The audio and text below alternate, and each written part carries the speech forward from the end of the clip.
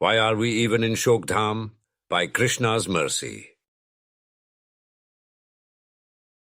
तब लगी कुशल न जीव कहूं, सपने हूं मन विश्राम. जब लगी भजत न राम कहूं, शोकधाम तजिकाम. Quote, for as long as there is not devotion to Shri Rama and the release of material desires, which are like an abode of grief, the living being should not expect to find welfare and peace of mind, even in a dream. Dohavali, 131. I am familiar with the assessment. This is a land of misery, featuring birth and death. Between those two endpoints, the experience is not pretty. It is one horror after another. The trouble is, we tend to think there is progress. We see hope on the horizon in renewing desires, in objectives to target, in dreams to pursue. The truth is that we will always be left unfulfilled. If we succeed in those pursuits, we will lament the lack of direction in the aftermath. If we fail, we will try again for success.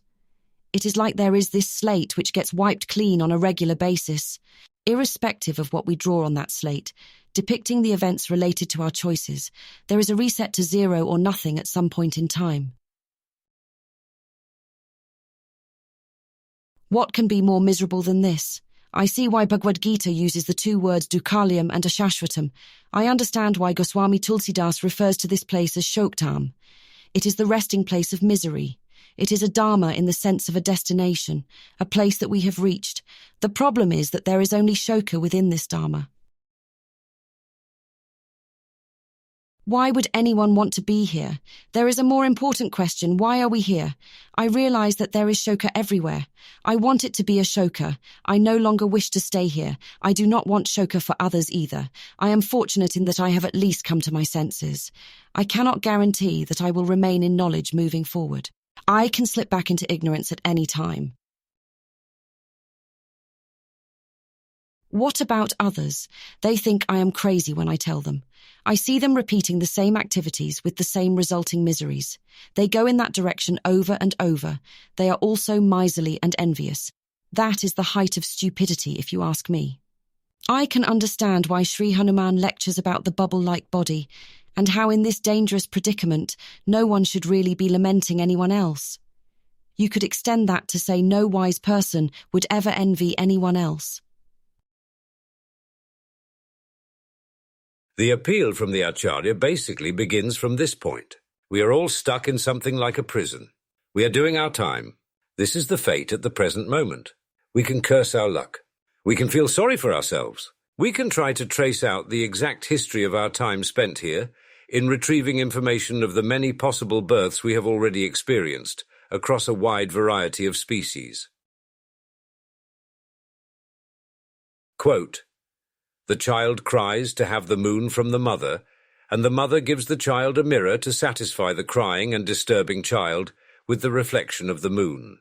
Similarly, the crying child of the Lord is given over to the reflection, the material world, to lord it over as kami, and to give this up in frustration to become one with the Lord. Both these stages are dreaming illusions only. There is no necessity of tracing out the history of when the living entity desired this. But the fact is that as soon as he desired it, he was put under the control of Atma-maya by the direction of the Lord.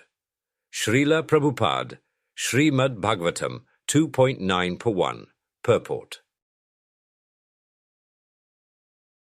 The reality is that we are here. The explanation from the highest authorities is that the reason we first came here is the same reason for why we continue to remain here. It is desire.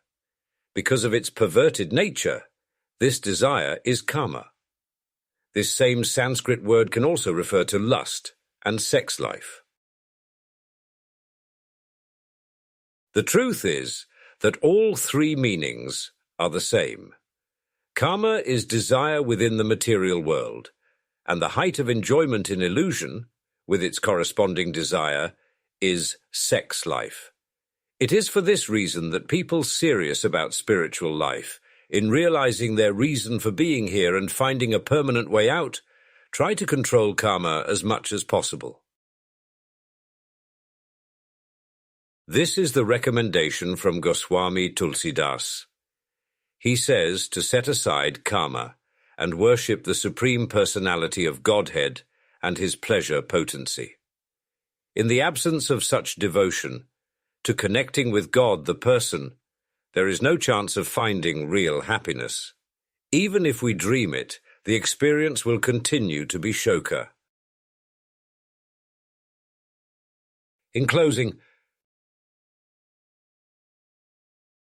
what about if in dream, real kind of happiness seen, where endeavours successful to call, not failures upon which to fall, even then joy not giving, because in Shokadhama living, karma today set aside, worship by Sita Rama side.